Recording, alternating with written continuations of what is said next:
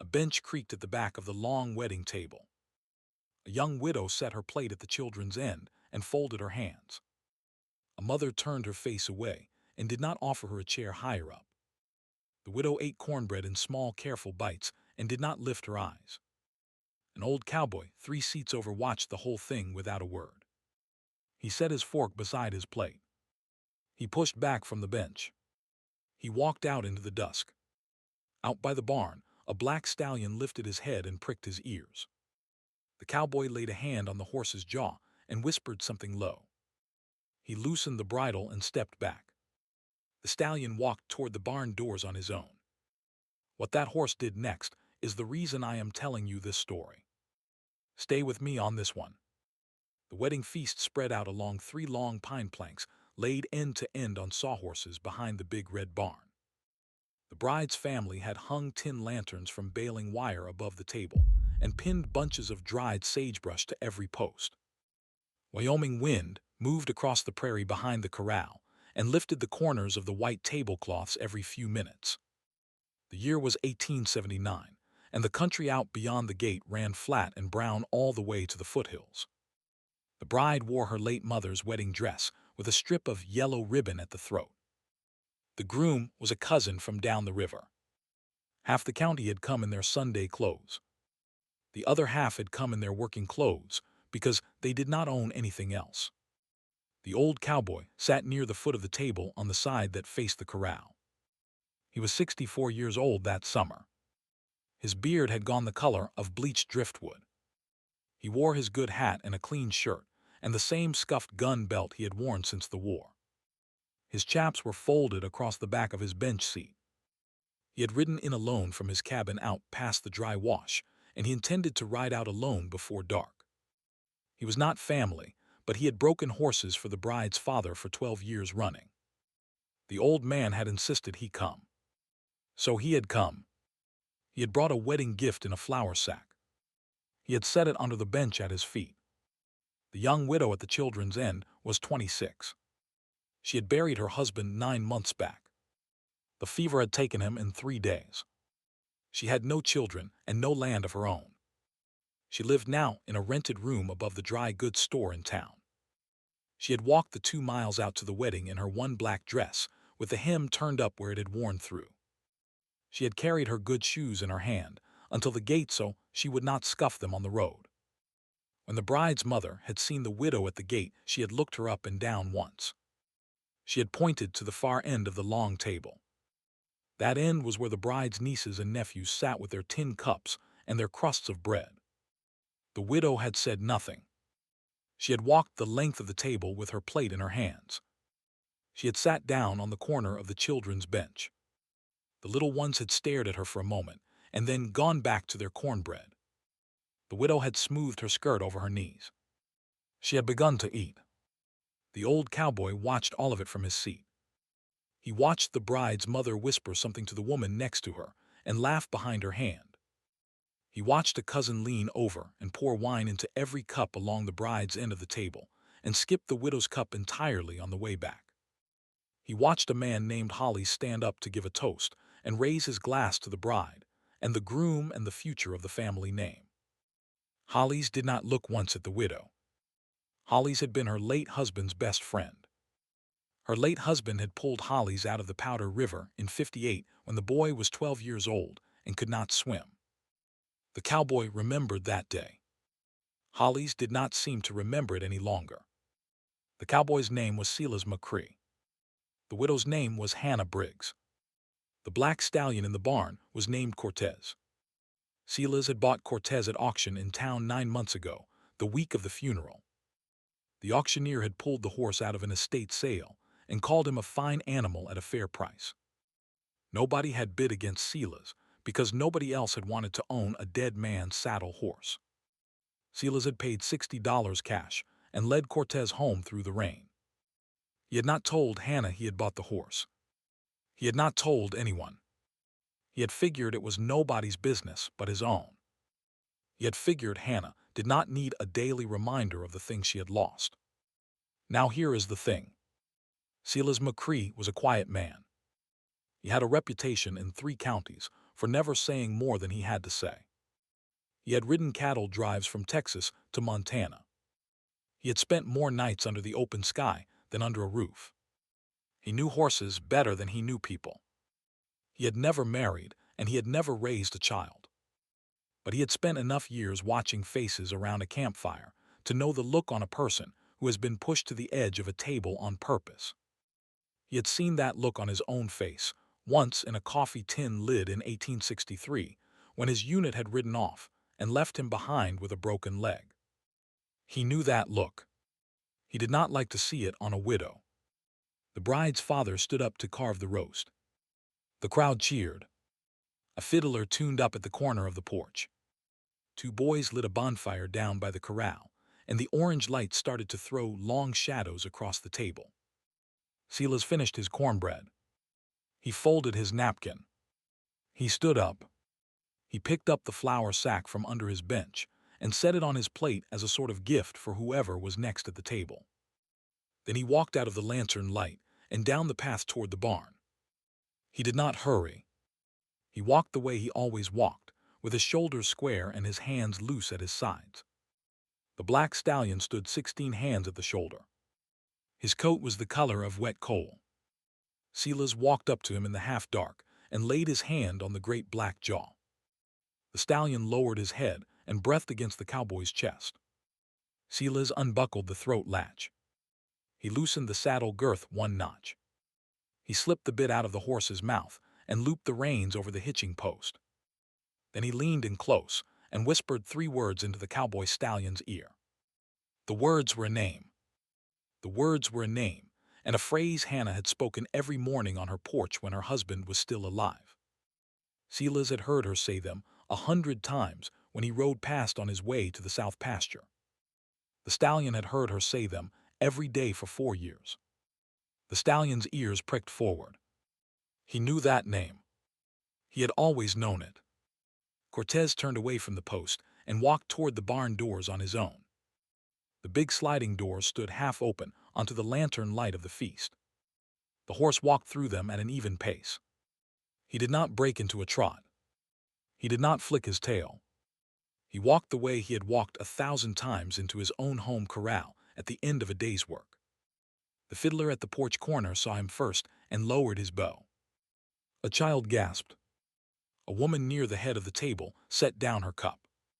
The whole long wedding table fell into a silence so complete that you could hear the prairie wind moving the lantern wire above their heads. Cortez walked past the bride. He walked past the bride's mother and her aunts. He walked past the groom, who half rose from his seat and then sat down again because he did not know what else to do. The stallion walked the length of the table without breaking stride and stopped at the children's end. He lowered his great black head into Hannah Briggs' lap. Hannah did not move for a long moment. Her hand came up slow and laid itself flat against Cortez's forehead between his eyes. Her other hand went to her mouth. The tears came without any sound at all. She bent forward and pressed her cheek against the horse's jaw the way she had 1,000 times on the porch in front of her own kitchen door. The children on the bench stared. The bride's mother stood up halfway and then sat back down. Nobody said a word. The wind moved the lanterns. The fiddler set his fiddle down on the porch boards. Silas walked back into the lantern light from the barn path. He had his cowboy hat in his hand. He walked the length of the table along the corral side and stopped at the head where the bride and groom were sitting. He did not look at the bride. He did not look at the bride's mother. He looked at the empty chair at the head of the table on the bride's right hand. That chair had been set out for the senior elder of the family, and it had been left empty all evening because the old man had been laid up with his lungs. Silas pulled the chair out from the table. He held it with one hand on the back. He turned to face the children's end of the table. He spoke the first words he had spoken all night. He said, "Come on up here, Mrs. Briggs." He said, "Come and take a seat where your husband would have sat." He said, "Your horse here knows the way, and so do I." His voice did not rise. He did not look angry. He did not look soft. He looked the way he looked when he was breaking a young horse to the saddle for the first time, patient and certain, and unbothered by anything anybody else in the world thought. The whole table heard him. The wind heard him. The lanterns heard him. Hannah stood up. Cortez lifted his head from her lap and walked beside her along the length of the table at her shoulder. She did not look at the bride's mother. She did not look at Holly's. She walked the long planks with her hand on the cowboy stallion's neck, and she took the empty chair at the head of the table. Silas slid the chair in for her. He set his hat on the bench beside hers. He sat down across from her on the side that faced the corral. Cortez stood behind Hannah's chair the rest of the meal like a sentry. Nobody at that table ate for 2 full minutes. The roast cooled on the platter in front of the bride. The cider went still in its pitchers. A child near the head of the table whispered something to his mother, and his mother shushed him. The bride looked at her own mother across the dishes. The bride's mother looked at her hands. Then the bride's father, who had been the boy's grandfather and the only one at the head of the table with any sense left, stood up slowly and lifted his cup. He looked down the table at Hannah and at Silas and at the black cowboy stallion. He cleared his throat. He said to my son's wife, who was a Briggs the day she married him and is a Briggs still. He said to the old cowboy who brought my son's horse home. He said, "Drink up." The whole table lifted their cups one by one. Holly's lifted his last, and his hand was shaking. The bride's mother did not lift hers at all. The bride lifted hers, and she was crying. If you are still with me, hit that subscribe button. It costs you nothing, and it tells me you want more stories about good horses and quiet cowboys and women who get their seat at the table back. Now let me tell you what happened after the toast. The feast went on for another hour, but the shape of it had changed. The fiddler picked his fiddle back up and played a slow tune that nobody had asked for and that everybody seemed to need. The children moved down toward the head of the table on their own and crowded in around Hannah and asked her about the horse. She told them his name was Cortez. She told them he was 16 hands tall and he had been her husband's saddle horse for 4 years. She told them he liked apples and he hated lightning. She told them he would not cross a wooden bridge unless you walked across it first to show him it would hold. The children listened with their mouths open. Cortez stood behind her chair and did not move. The bride's mother got up after a while and went into the house and did not come back out for the dancing. When the dancing started, Silas did not dance. He had never danced in his life. He sat at the head of the table across from Hannah, and he refilled her cup of cider when it got low. He answered the children's questions about cattle drives and Indian country, and the time he had ridden a horse across the South Platte at flood stage. Hannah listened. She laughed once. It was the first time anybody at that wedding had heard Hannah Briggs laugh in 9 months. The sound was small. It carried anyway. 2 of the older women near the porch heard it and turned their heads. One of them set down her cup. The other one wiped her eye with the back of her thumb. Hollis came over after a while. He was holding his hat in both hands. He stood at the corner of the table, and he could not seem to find the words he had come over to say. Silas watched him stand there for a long minute.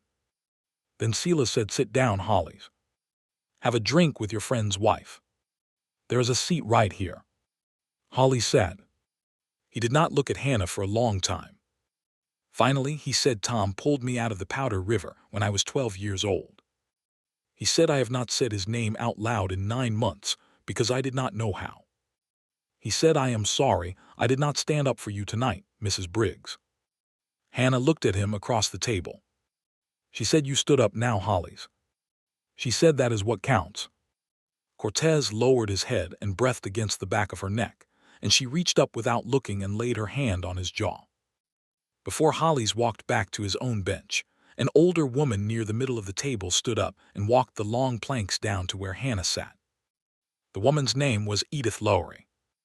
Edith had taught school in town for 30 years. She had taught Tom Briggs his letters when he was 6 years old, and she had taught Hannah her sums when Hannah came to the territory at 12. Edith was 68 now, and her back was bent from a lifetime of leaning over a small desk. She walked the long table with her cane in her hand, and her cowboy boots clicking soft on the packed dirt. She stopped at Hannah's chair. She laid her hand on Hannah's shoulder. She said, "Child, I should have come round to your door these last 9 months. I did not. I have been a coward and a poor friend. I will come on Tuesday and bring my own sewing kit and a bolt of good gray wool from the dry goods store, and we will cut you a new dress." Hannah reached up and laid her hand over Edith's. She did not trust her voice yet. She just nodded twice. Edith squeezed her shoulder and walked the long planks back to her own seat. 2 more women stood up while Edith was walking and followed her path down to Hannah's chair, one carrying a small jar of put-up peaches and one carrying nothing but her own apology. The cowboy at Hannah's table did not say a word through any of it. He just refilled her cup again when it went low and watched the line of women form down the long planks. A man Silas had not seen in 5 years walked up to the table next. His name was Burl Tanner. He had ranched a section north of Hannah's husband for 10 years. He was older than Silas by a decade, and he walked with a hitch in his hip from a fall off a green colt in '72. Burl took his hat off in front of Hannah. He said, "I should have come round to your door these last 9 months, Mrs. Briggs. I did not. I'm ashamed of it. I will be by on Tuesday with a load of split firewood for your stove, and I will not take $1 for it." Hannah opened her mouth to refuse him, and then she closed it again and just nodded. Burl walked off and sat back down at his own bench and drank his cider in silence the rest of the night. When the moon came up high over the prairie, Silas walked out to the corral with Cortez at his shoulder. Hannah walked beside them. Silas tightened the saddle girth and slipped the bit back into the cowboy stallion's mouth. He turned to Hannah and he held out the reins. He said, "He is yours, Mrs. Briggs. He said he has always been yours. He said I have been keeping him fed for you for 9 months, waiting on the day you would come and take him back. He said the day has come." Hannah took the reins. She could not speak. Silas tipped his cowboy hat to her. He turned and walked toward his own saddle horse at the far post of the corral. Hannah called after him. She said, "Silas." He stopped. He turned. She said, "Come for supper on Sunday." She said, "I have a room and a stove, and I can pay you for the keep of the horse out of what Tom left me." Silas stood in the moonlight and looked at her for a long moment. Then he said, "No need to pay me, Mrs. Briggs." He said, "I will come for supper on Sunday all the same." He swung up into his own saddle. He tipped his hat one more time. He rode out the gate and onto the prairie road, and the moonlight ran ahead of him all the way to the foothills. That night after Silas rode out the gate, Hannah did not go back to her rented room above the dry goods store. The bride's father came down from the head of the long table and walked her himself to the spare bedroom on the 2nd floor of the ranch house. He set her saddlebag at the foot of the bed, and he laid a clean wool blanket across the quilt, and he stood for a long minute in the doorway with his hat in his hand. He said, "Hannah, I owe you an apology I cannot afford to pay in one sitting." He said, "I let my wife run my house for too many years on the question of who counts in this family and who does not." He said, "You count. You counted from the day my son walked you up to the porch and asked our blessing. You count tonight. You will count next year and the year after that." Hannah did not answer him. She just sat on the edge of the bed and held the wool blanket in her 2 hands like she was holding water. The bride's father closed the door behind him and walked down the stairs, and Hannah heard his cowboy boots on every step. She slept that night for the first time in 9 months without waking up at 3 in the morning. Cortez slept in the corral below her window. The prairie wind moved across the open country and did not bring her any bad dream at all. The Sunday after the wedding, Silas rode into town in his good shirt, with a sack of new horseshoes for Cortez tied behind his saddle. Hannah cooked him a supper of beef stew and biscuits on the small stove in her rented room. They ate at a folding table by the window. Cortez stood in the alley below the window with his head down to a bucket of oats. Silas told her he had cleared a quarter section of grass out, past the dry wash that nobody had filed on yet, and that she could file on it cheap at the land office come Monday. He said the grass would run 20 head, and the creek did not go dry in August. He said he could help her build a one-room cabin out there before the snow came. He said the horse would have a paddock with a sound rail fence and a watering trough that did not leak. He said he would not take $1 for the lumber or the labor, either one. Hannah filed on the land that Monday. The cowboy and 2 of Burl Tanner's grown sons raised the cabin walls in 11 days. By the first hard frost, Hannah was sleeping under her own roof with her own stove and her own horse in her own paddock. Silas rode by every Sunday for supper through that whole long winter. He never stayed past dark. He always tipped his hat at the gate. By the spring of 1880, Hannah was running 20 head of her own cattle on the section Silas had pointed her toward. The grass came back thick after the snow melted. The creek did not go dry in August. Cortez had foaled her a young colt out of one of Burl Tanner's mares, and the colt was the color of his sire and twice as tall already at 6 months. Hannah named the colt Tom. Silas did not say anything when she told him the colt's name. He just nodded and reached out and laid his hand on the colt's neck and walked off toward the paddock fence with his hat pulled down low. 5 years passed. Silas grew thinner. His beard went whiter. He still rode by every Sunday for supper. He still never stayed past dark. He still always tipped his hat at the gate. Then one fall morning he did not come. Hannah waited at the table until the stew went cold. She rode into town that night on Cortez and found Silas in the back room of the dry goods store with a fever on his chest he could not shake. She sat with him for 3 days. She held his hand on the 3rd night when the breathing stopped. The only family at his burial was Hannah Briggs and the black cowboy Stallion Cortez and Burl Tanner with his hat in his hand. Hannah held the reins while the gravedigger filled in the hole. Cortez stood with his head down, and the prairie wind moved his mane the way it had moved the wedding lanterns the night Silas had whispered into his ear. Hannah laid Silas's good hat on top of the dirt and weighted it down with a flat stone from the creek. She walked back to her cabin with Cortez at her shoulder. She lived there for another 31 years. She rode that black stallion every fair day until the horse himself laid down in his paddock at the age of 24 and did not get up. She buried him under the cottonwood at the edge of the south pasture, next to a flat stone she had carried up from the creek the same day she had laid one on Silas McCree's grave.